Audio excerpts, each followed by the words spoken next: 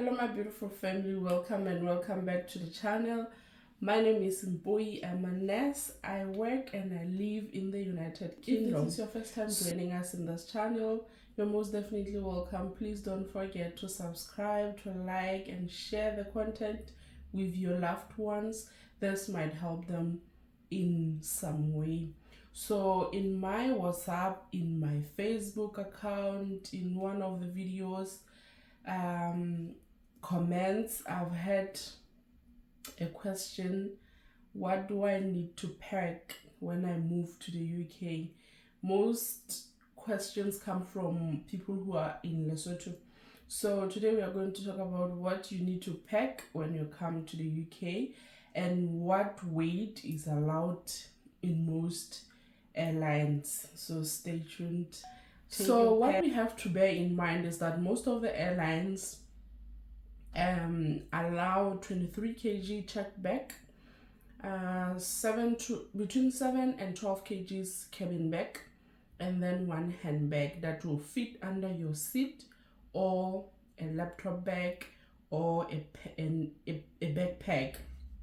So one adult, most of the airlines, not all, one adult is allowed 3 bags: one checked in bag weighing 23 kgs, one cabin bag that can weigh between 7 and 12 kgs, and lastly your backpack or laptop bag or handbag that will fit under your seat. So number one, when you pack, make sure that whatever that you pack is what you use or is what you will need when you arrive. For people who are going to be moving to the UK between October and January, it's winter season. So this video is specific for people who will be moving between October 2023 and January 2024. Because it's winter, this is what you have to pack that will be beneficial for you for the time being, before you can buy lots and lots when you arrive here. And to make you aware, whatever you think you really need, that's the one that you need to pack. If you don't think I'm using this, I use this too much, don't pack it if it's something you are not using in everyday situation. So number one, you have to pack boots, a pair of boots, a pair of slippers, a pair of trainers. That's 3 things. And for nurses, I would encourage you to buy a pair of trainers that are black in color, so that you can be able to wear those when you go to work. Then you can pack at least 3 packs of socks, either secret socks or ankle length socks, but 3 packs is enough. Then pants, 3 track pants, 1 short tight, and then maybe 3 leggings.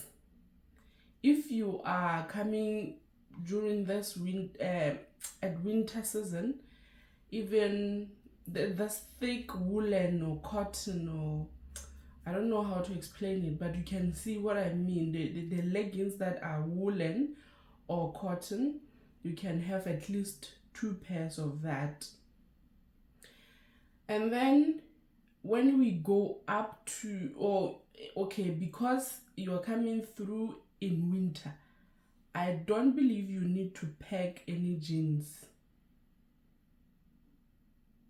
But if you are a jean person, at least you can pack 1 or 2. Moving on to another item. The other items that you need to pack is the vests. Vests, at least you can pack 4 or 3. 3 vests or 4 vests, so much that when you washed another one, you still have 2 clean ones, the one that you will wear and the one that you will change with. And then you can take at least 2-3 tops, t-shirts, and because it's winter, you need jerseys. Here in the UK, they call them jumpers. You need at least 3 jumpers or 3 jerseys, and 1 freezer jacket, and 1 woolen or cotton or lumber jacket, 1 lumber jacket, and a scarf, a hat. 1, you can pack just 1, another one you can wear it. At least if you have 2, you will be able to change. And then 2 or 3 pairs of gloves, warm gloves. That is clothing for the checked-in bag. Those are the things that I think you should pack. And then if you are a traditional oriented person, you can pack at least 2 dresses or anything traditional attire, maybe 2 seshweshwe dress if you are a girl. If you are a guy, it's not much practiced in our country, but at least you can have 2 shweshwe shirts. And you can also pack 1 Siana Marena or 1 blanket, our identity blanket. That's clothing that I think you should pack in a checked-in bag. Then moving on to cosmetics. Cosmetics are in abundance in the UK, and they are similar to what we use at home. Specifically, if you use the globally known brands like Nivea, what else that we use, Micham. We have there is a lot that we use at home that is here for cosmetics. So I wouldn't encourage anyone to buy cosmetics from home unless if you do use local brands. If you are one who uses local brands, then you should buy in bulk. I, for one, I use a petroleum jelly known as Klotsa. I find it very smooth and gentle to my skin. Most of the time, I don't know how to explain my skin type. It's not dry, it's also not too moist. It's somewhere in between. So the only petroleum jelly that was able to maintain my skin moisture is Klotsa. So if you are one person who uses local brands, then you need to pack those in big bulks. So when I first came in the UK, I packed 6 bottles of Klotsa, and I also packed 3 face moisturizers of Portia M, because that was what I was using at home. But when I ran out of Portia, I resorted to Nivea, and it's doing wonders with my skin. If you use local brands, that's when you can buy cosmetics in bulk. Other than that, don't buy cosmetics. Only include those that you will be using for a month. Meaning you can buy at least 1 bottle of a shower gel, 1 bottle of a lotion, 1 bottle of a body deodorant, perfume, toothpaste, toothbrush. But all those things you really don't need to buy in bulk. And if you decide to buy those things back home, the cosmetics, make sure that they are in the checked-in bag, especially if they, excuse me, if the weight or the mls are higher than 100 milliliters. So they need to be in the check-in bag. The other thing that you can put in a checked-in bag is food stuff. Food stuff, you can go to gov.uk and see what is allowed and what is not allowed. But I would not encourage anyone from Lesotho or South Africa or Botswana to carry anything from home, because food stuff here is quite similar to what we eat. The only difference is that the spices are too blunt. So I would encourage you to pack salt. I'm not lying. You need to pack at least 1 kg of salt. You need to pack spices. If you are a chili person, like you need anything hot, spicy, pack that chili in a powder form. And maybe beef stock, raja. There are shops that sell those brands here, but they are very expensive. So for the time being, when you first come in, at least when you have those that you brought from home, you will enjoy those for the first 6 months. Then maybe after that, that's when you will order from home. Otherwise, do not pack food stuff. I really don't think it's worth using your space for food, because food is similar. And that is it for the checked-in bag. So when you arrive at the airport, you can weigh your bag, or you can buy a hand scale that you can weigh your things. So I know there are those clothes that we really can't do without. For ladies, you can pack 1 pair of sandals or flip-flops. You can also pack a pair of high heels, but I wouldn't encourage you to do that. There are a lot of good brands here. When you arrive here, you'll be able to buy those. Then moving on to cabin bag. A cabin bag, that one I said, it's weighing approximately 7 kg and to 12 kgs. It depends on an airline that you're using.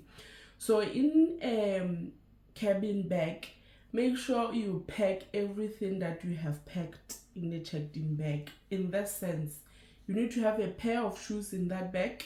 You need to have your panties, your boxer shorts. You need to have your towels, your cosmetics, your t-shirts, a jersey, pajamas,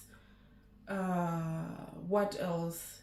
Everything that you have in your checked-in bag, please make sure you have it in your cabin bag.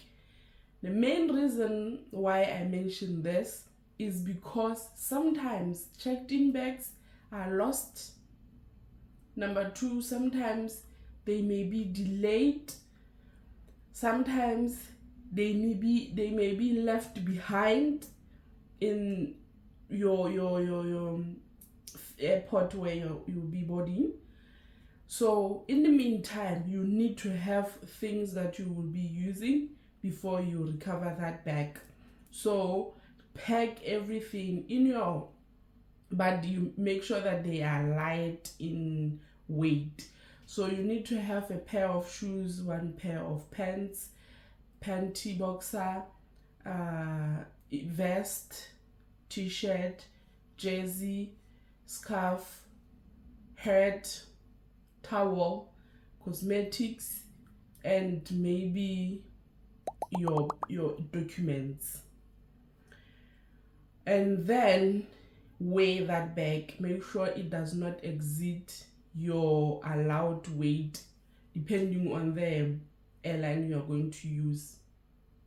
For females, ladies, you can also pack 1 or 2 tresses, 1 or 2 tresses.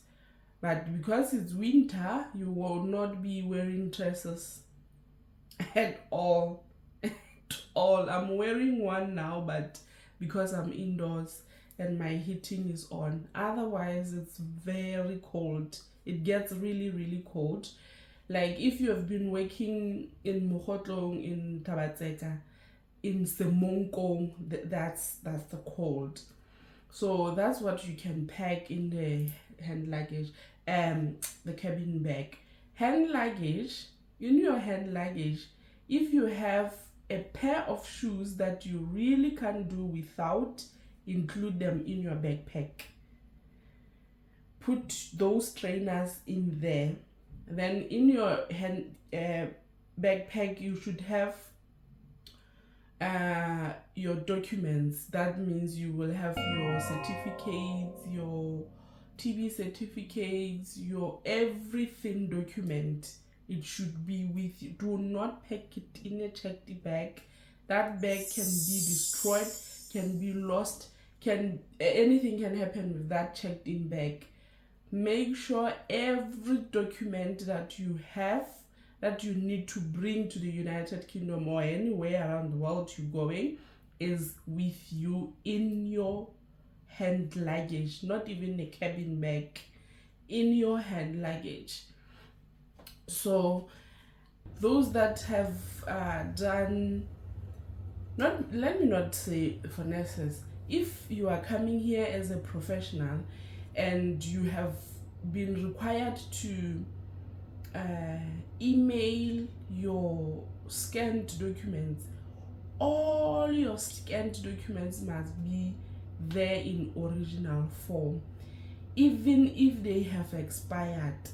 I would say this because I did a police clearance earlier in my process and it expired along the way. I had to do the second one, and because I'm obsessed, like I have that OCD, I kept that police clearance, not knowing they will really request that old one, the one that I had uploaded on the NMC portal.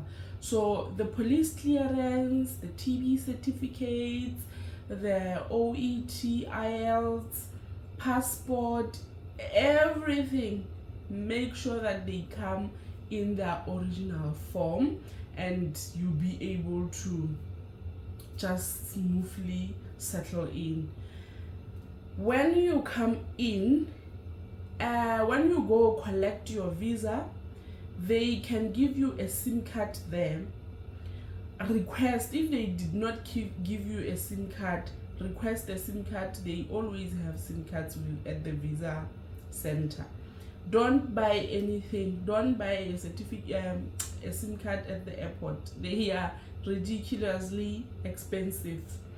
So, and then update your WhatsApp before you leave home, so much that when you arrive in the UK, you have the current WhatsApp. The funny thing happened to me when I first arrived. I have this phone. It was quite new. I think I had it for almost 8 months before I came into the UK. It was not even a year old. But when I came in here, it crashed because I updated. Other applications were demanding update. It got crashed, but I think the main thing that crashed my phone was bank application. So make sure that your WhatsApp is up to date so that you'll be able to communicate with whoever is going to collect you from the airport if you are going to have someone waiting for you. Or you can, even if they are not waiting for you, just to explain where you are and they can be able to help you, because at that point you don't have airtime, you don't have, your SIM card has not been activated. A lot can happen, but at least when your WhatsApp is up to date, you'll be able to reach people through airport Wi-Fi. And if you have money, cash, hard cash, make sure it does not exceed the cash allowed when you pass through the border post. So those are the things that you need to pack when you come into the UK. Let me know if you think there are things that I left behind. Thank you very much for watching this video this far. If this was helpful, comment down below. Don't forget to subscribe, like, share this content with your loved ones. I love you. I'll see you in my next video. Bye bye.